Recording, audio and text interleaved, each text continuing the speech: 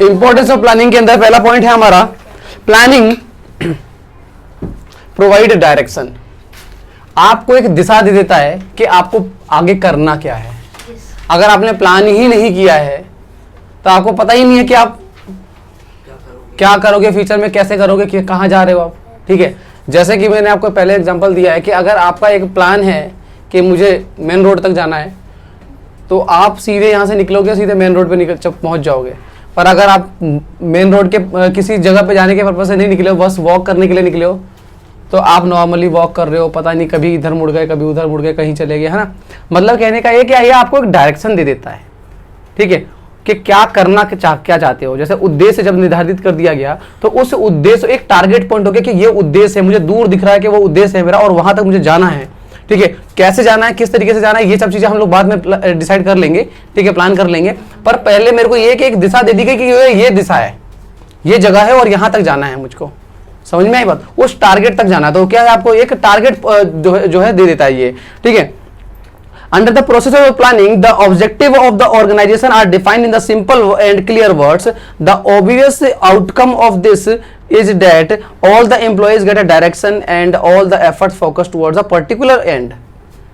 सभी एम्प्लॉइज को एक डायरेक्शन मिल जाती है काम करने की, भाई क्या काम करना है, और एक पर्टिकुलर एंड मिल जाता है कि भाई इस एंड तक मुझको जाना है। किसी भी डिपार्टमेंट, किसी भी एम्प्लॉय की बात कर लो, सबको पता होता है कि एक्चुअल में मेरे को काम कहाँ पे पहुंच करके जो है काम को खत्म करना है। समझ में, काम करने का ये पता चल जाता है कि भाई हम काम कर क्यों रहे हैं और इस काम को करते करते मुझे किस लेवल तक पहुंचना है, किस स्थिति में पहुंचना है। ठीक है, तो एक डायरेक्शन मिल जाती है।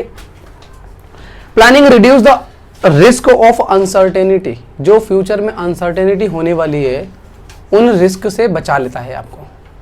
कैसे बचा लेता है, जैसे आपने टारगेट सेल की बात करी, मैंने कल एग्जांपल दिया था कि सेल की बात की आपने और उसके आपके पास दो ऑप्शन थे, एक ऑफर दे करके, दूसरा एडवर्टाइजमेंट करके।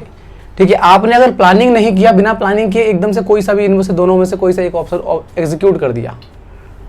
ठीक है, बाद में जाकर पता चला कि यार एडवर्टाइजमेंट में तो बहुत ज़्यादा खर्चा हो गया और इतना खर्चा तो हमारा प्रोडक्ट बेच करके हमें मिलेगा ही नहीं, तो आपको नुकसान हो जाएगा।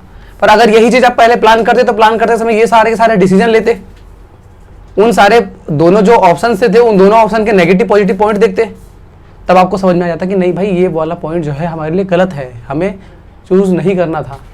समझ में आई बात। जैसे अगर आपको कालका मंदिर जाना है तो कालका मंदिर जाने के लिए आपके पास बहुत सारे ऑप्शन है। ठीक है, रैंडमली उठे और बस पकड़ लिया, चले गए, रास्ते में जाकर के पता चला कि आपकी जेब कट गई, आई बस में। ठीक है, अगर आप पहले से प्लान करके जाते तो शायद आप ऑटो कर लेते। समझ में आई बात, मतलब कहने का क्या है, तो फिर अगर आप पहले से सोच करके जाते तो सोचते ना पहले कि भाई बस में जाने के क्या लिमिटेशन हो सकते हैं, पैदल जाने के क्या लिमिटेशन हो सकते हैं, ठीक है, ऑटो से जाने के क्या लिमिटेशन हो सकते हैं। सबकी अपने अपने कुछ लिमिटेशन, कुछ एडवांटेज होंगे, तो उनको देखते हुए आप जाते ना। अगर बस में भी जाते तो आप अपने दिमाग में रखते कि भाई जेब कट सकती है, संभल के जाना है। समझ में आई बात, मतलब क्या है, प्लानिंग जो है आपको फ्यूचर में होने वाली जो अनसर्टेनिटीज हैं उनसे बचा लेता है।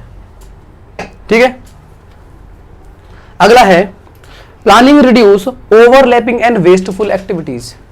प्लानिंग से क्या होता है कि ओवरलैपिंग, एक ही काम को बार बार होना, इसे कम करता है।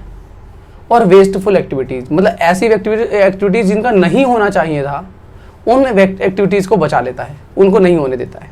ठीक है, क्योंकि मैं पहले से ही पता है मुझको, ठीक है, कि मेरे को जो है ये काम करने हैं, तो मैं एक काम को दो बार नहीं करूंगा या फिर बेफालतू के काम नहीं करूंगा, मैं सीधे ऑन द टारगेट, मुझे पता है कि भाई ये टारगेट है मेरा, उस टारगेट पे मुझे पहुंचना है। ठीक है, अब मुझे पता है कि भाई सेल जो है वो एडवर्टाइजमेंट से भी बढ़ सकती है और ऑफर से भी बढ़ सकती है। ठीक है, मैंने ऑफर निकाला, सेल तो बढ़ी, पर मैंने ये ध्यान ही नहीं दिया कि ऑलरेडी मार्केट में जो है कोई फेस्टिवल आ रहा था और फेस्टिवल की वजह से मेरी सेल बढ़ गई, तो ऑफर निकालना तो बेकार ही हो गया। भाई फेस्टिवल आ रहा था, माल वैसे बिक जाता मेरा। समझ में आई बात, मतलब कहने का क्या है कि वेस्टफुल एक्टिविटी हो गई ना वो तो। ठीक है, तो कई बार आप ऐसी एक्टिविटीज कर देते हो जिनकी नीड नहीं थी, वो भी आप कर देते हो, तो उसे वेस्टफुल एक्टिविटी कर देते हैं। ठीक है, पढ़ लेते हैं एक बार। तो under the planning future activities are plan in order to achieve consequently for the problem when where what and why are almost decided. कब, कहाँ, क्या और कैसे किया जाएगा, ये सब चीज पहले से ही डिसाइड हो जाता है। This puts end to the disorder and suspicion in such situation and coordination is established among the different activity in the department. It puts an end to overlapping and wasteful activities. सारे जब हम लोग पहले से ही plan कर लेते हैं तो सारे के सारे जितने डिपार्टमेंट होते हैं, जितनी भी, ठीक है, या जितनी भी एक्टिविटीज होती है, उन एक्टिविटीज और डिपार्टमेंट के बीच में जो कोऑर्डिनेशन हो जाता है, तालमेल बन जाता है। अब क्या होता है कि कोई भी चीज़ गलत होने के चांसेस कम हो जाते हैं। ऐसा नहीं है कि गलत ही नहीं होगा, गलतियां होने के चांसेस कम हो जाते हैं, काम को बार बार होना के चांसेस कम हो जाते हैं। समझ में आई बात? पहले से एक पूरा स्ट्रक्चर तैयार हो गया कि भाई ऐसे ऐसे काम करना है, ठीक है ना। अगला है आपका planning promote innovative ideas. Planning से जो है इनोवेटिव आइडियाज को प्रमोशन मिलता है। किस तरीके से? अगर आप प्लान करते हो, मीटिंग बिठाओगे, सबसे सजेशन लोगे, बोर्ड मीटिंग हो गई, चाहे मैनेजर्स की मीटिंग होगा, चाहे एम्प्लॉयज़ को भी इन्वॉल्व कर लिया, तो उसमें क्या नए नए आइडियाज़ आएंगे। समझ में आई बात?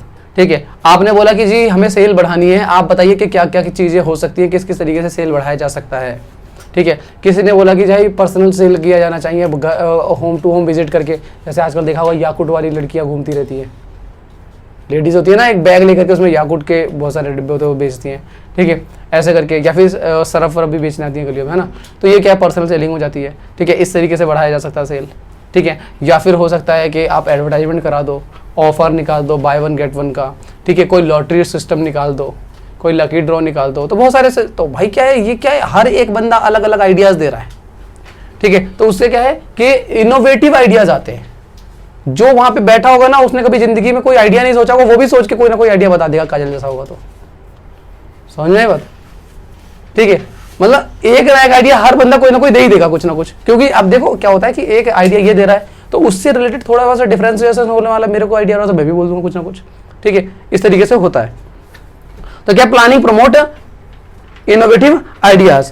Planning facilitate decision making, decision लेने लायक बनाता है आपको, ठीक है। कैसे डिसीजन? भाई आपके पास इतने सारे ऑप्शन आ गए अब सेल बढ़ाने के लिए, तो अब आपको डिसीजन लेना है, ठीक है। तो ये क्या है, करता है आपको डिसीजन लेने का। अब क्या होगा कि इससे सभी से अब ये बोलेंगे कि भाई हर एक पॉइंट के नेगेटिव और पॉजिटिव पॉइंट सोचो।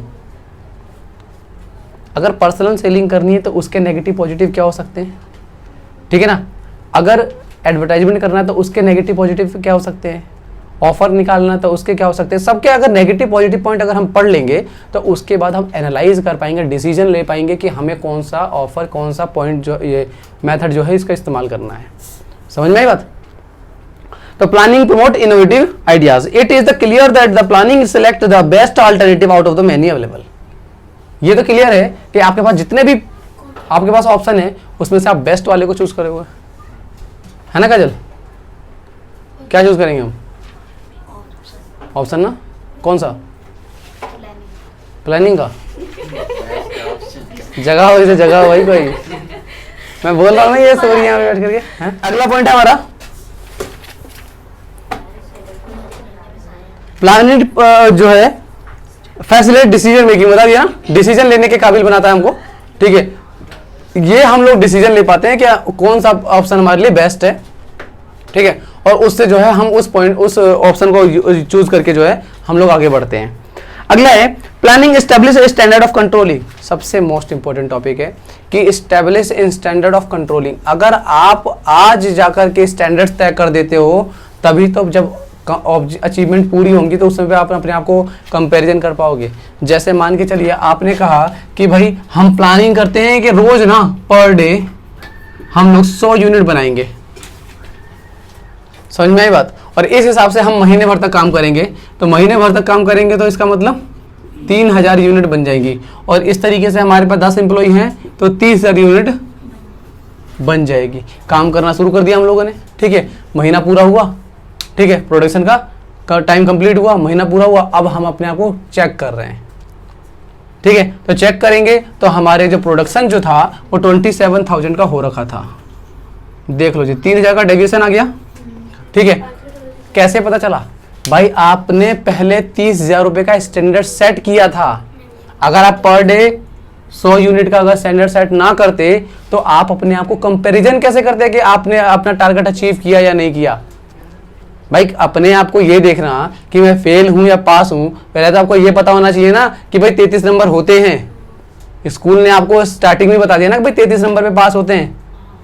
अगर आपको यही ना बताया जाए कि कितने नंबर पे पास होते हैं, एग्जाम देने के बाद पता चल जाएगा कि भाई पास हो या फेल हो, नहीं ना। मतलब कहने का ये है कि आप अपने आप को कंपैरिजन कर पाओ, इसके लिए स्टैंडर्ड्स जो है वो प्लानिंग तय करके देता है।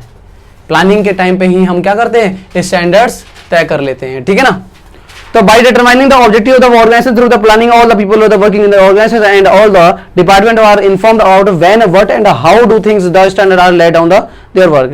हम पहले ही वो तय कर लेते हैं कि कब, कैसे और किसके द्वारा ये सब काम किए जाएंगे, और इससे जो क्या होता है कि under the controlling at the time of the cost under the controlling at the time of the completing the work. जब काम कंप्लीट होता है तो उस टाइम पर हम लोग ये देखते हैं कि हमारा काम कंप्लीट हुआ या नहीं हुआ, अगर नहीं हुआ तो कितना नहीं हुआ, और हो गया है तो कितना हो गया है।